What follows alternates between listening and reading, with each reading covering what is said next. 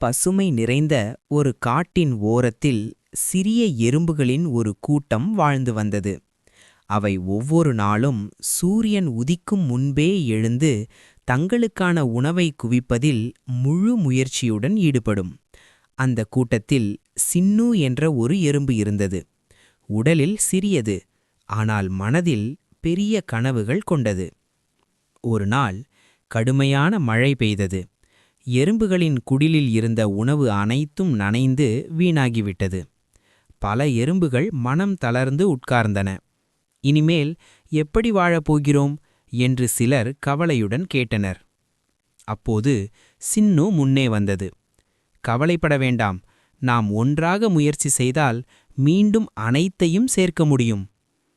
அடுத்த நாளே சின்னு முன்னணியில் நின்று எறும்புகளை கூட்டி இலைகளை சேகரிக்கத் தொடங்கியது.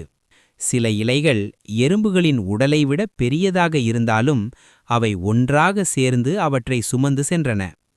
வழியில் காற்று வீசியது, கிளைகள் இடையூறு செய்தன.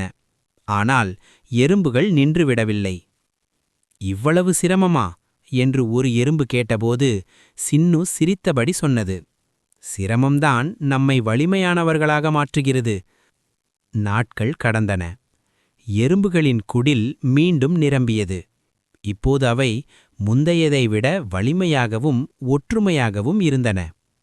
காட்டிலுள்ள மற்ற உயிர்களும் எறும்புகளின் உழைப்பை பார்த்து வியந்தன.